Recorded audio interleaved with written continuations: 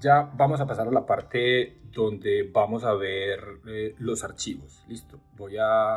Aquí pues estamos en estoy compartiendo, pues van a ver la terminal de mi computador y vamos a tener una carpeta típica de resultados de ensamble de un genoma bacteriano.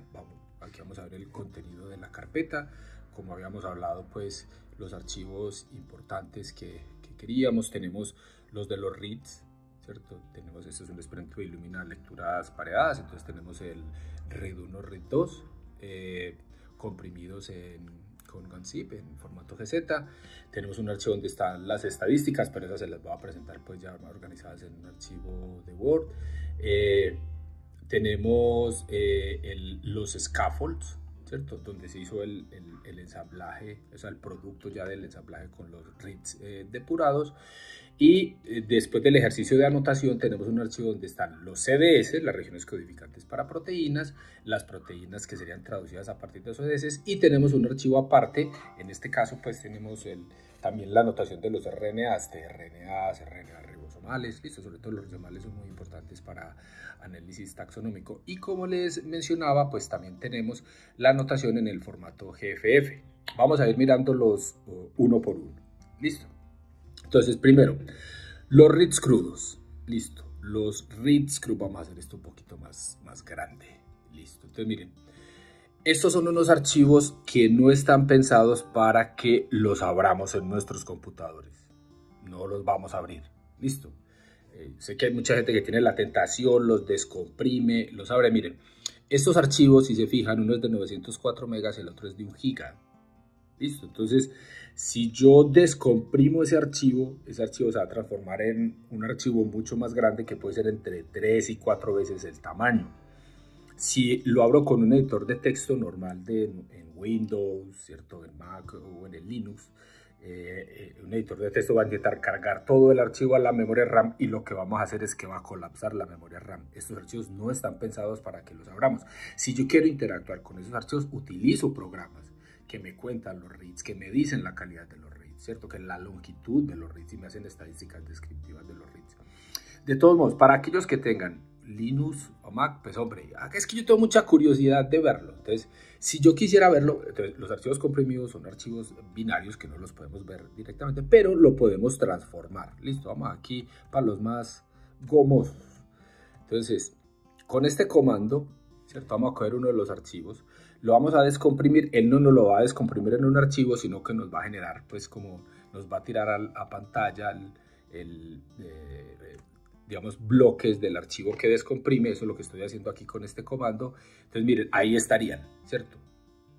Aquí está nuestro read FASTQ. Recuerden que son 4 líneas, bloques de 4 líneas. Ahí estarían. El read 2 sería el complementario pues del fragmento que se leyó aquí. Entonces, claro, esto no tiene ningún sentido que lo miremos. Listo, esto funciona, es en la medida en que los programas, los algoritmos que tenemos para ensamblaje o para otros análisis, los leen, ¿cierto? Y los van a procesar.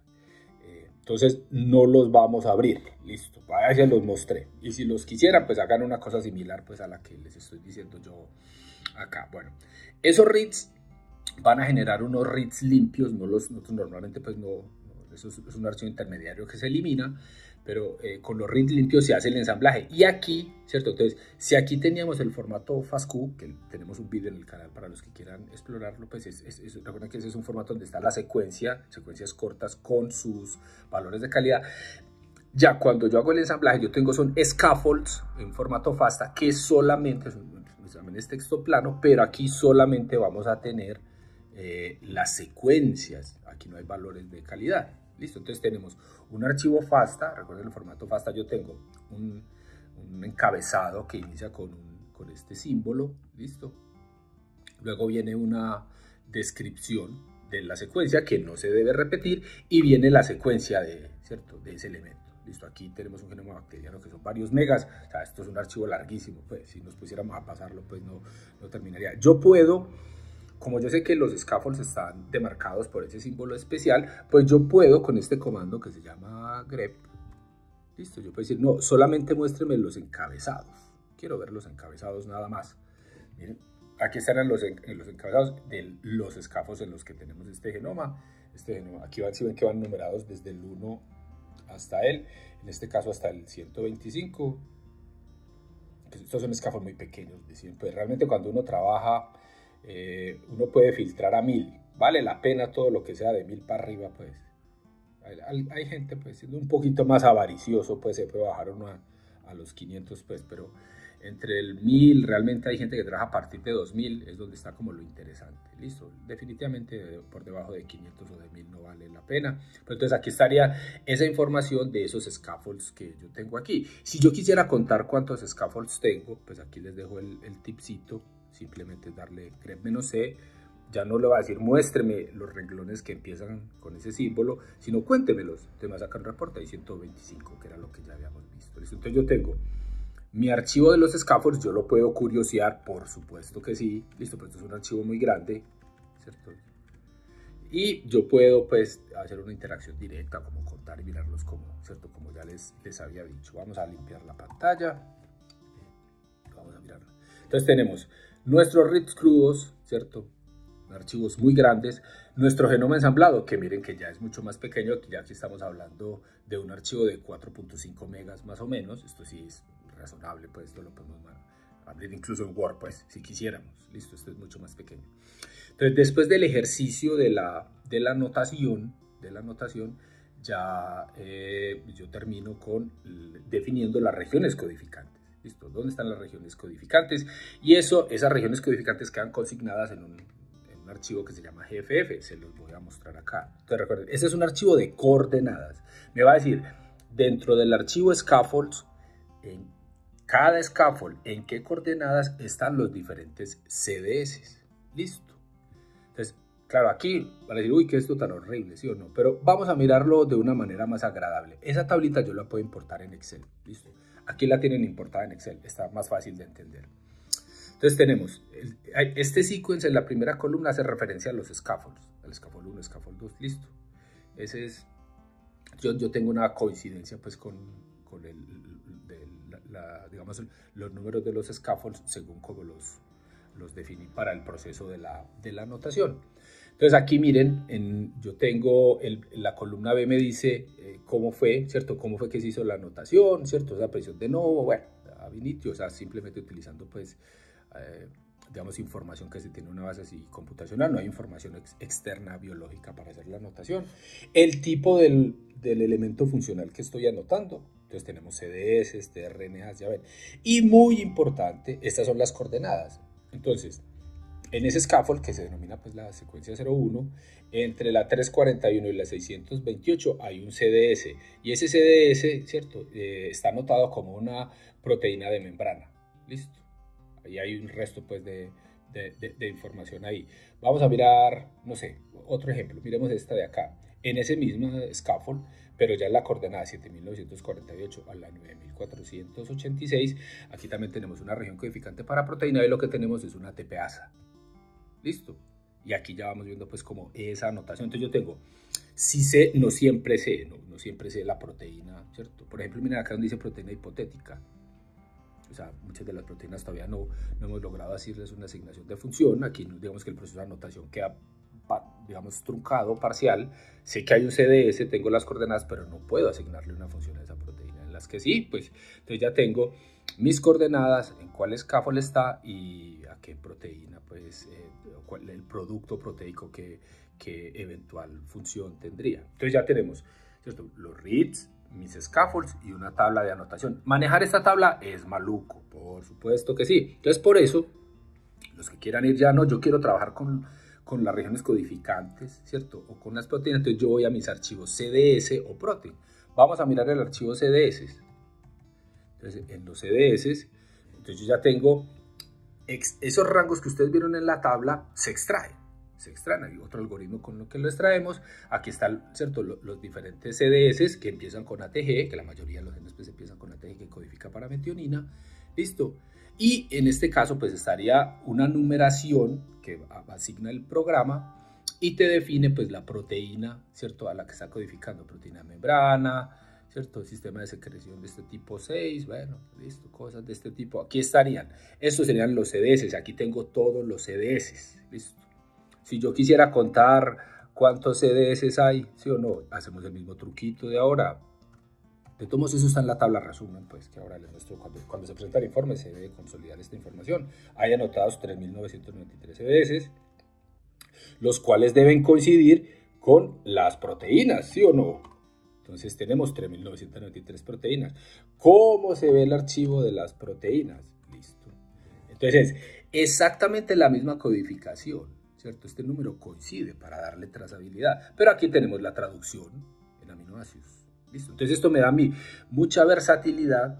Si yo, por ejemplo, estoy buscando unos genes particulares, genes de resistencia a antibióticos, no sé, unos sistemas de 2 componentes asociados con ciertos sensados del medio exterior, o bueno, otras proteínas asociadas con resistencia a biocidas, virulencia o de características benéficas, pues una bacteria que produce una entomotoxina. Bueno. Entonces yo puedo, ahí ya puedo ir a buscar mucho más fácilmente las regiones codificantes o las proteínas.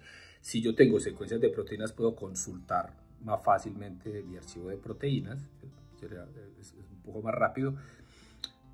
Si tengo mis secuencias de nucleótidos, puedo consultar directamente los CDS. ¿Listo? Ahora, adicionalmente, yo puedo tener también las secuencias de los RNA. Les decía, por ejemplo, el gen 16S es súper importante para la asignación taxonómica. De hecho, también ayuda mucho a la detección de contaminaciones. Suelen verse varios 16S cuando hay contaminación. Entonces, mira, aquí tenemos diferentes, ¿cierto? Estos cortitos que ustedes ven serían los tRNAs. Listo. Entonces ahí tendríamos esa información adicional de los RNAs de la bacteria. Listo.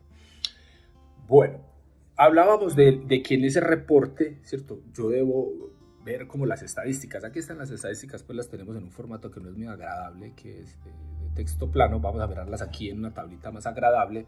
Esta sería pues como lo esperable, ¿cierto? De hecho este es uno de los hitos importantes después del análisis genómico, verificar qué tengo yo en las estadísticas descriptivas de mi genoma. Entonces arrancamos con el total de bases ensambladas. En este ejemplo que les tengo aquí, esta es una bacteria con un genoma más grande de 6.3 megas.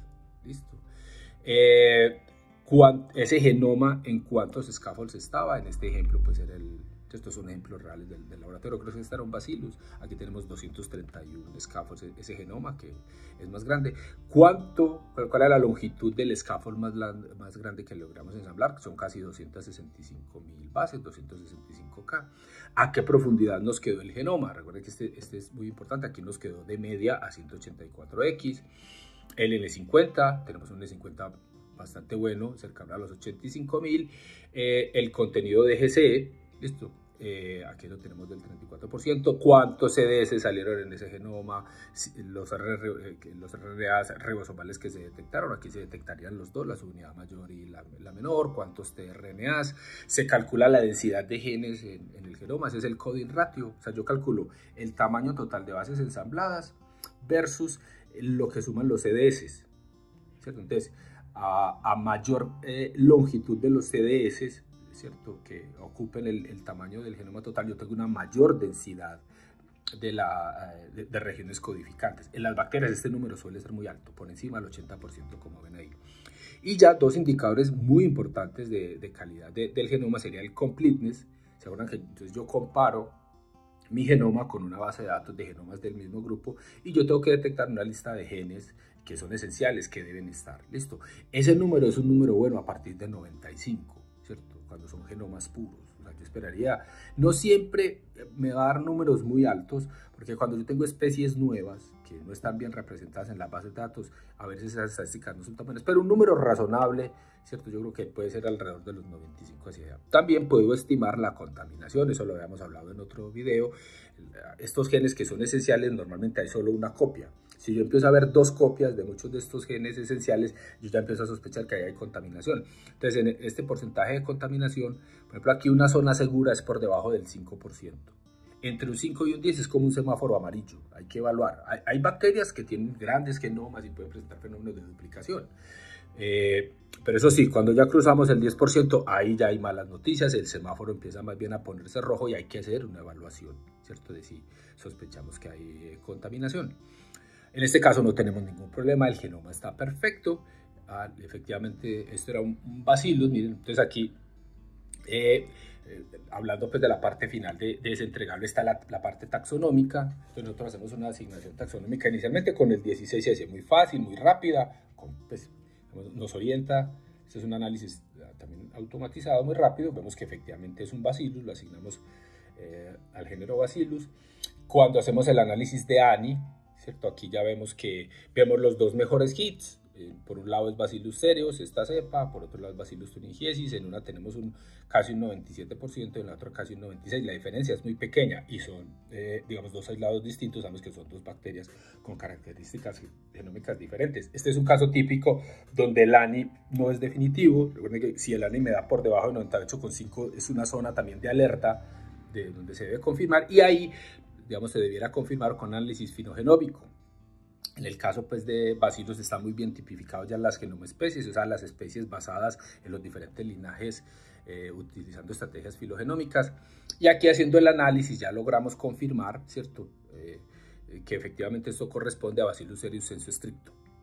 Entonces yo tengo un análisis tengo mi read, ¿cierto? Lo que hablamos al principio. Yo ya tengo mi ensamblaje, tengo mis estadísticas de ensamblaje, ¿cierto? Descriptivas, la profundidad, todo. Tengo un análisis iniciales de contaminación, de que el genoma, todo está bien. De ahí hago análisis taxonómicos, puedo mirar el 16S, puedo hacer un ANI y ya confirmo definitivamente, o sea, le doy muchísimo más valor taxonómico a mis análisis haciendo un análisis filogenómico, que recuerden que esto lo que terminamos teniendo son árboles, como pues ya se les he mostrado en otras presentaciones.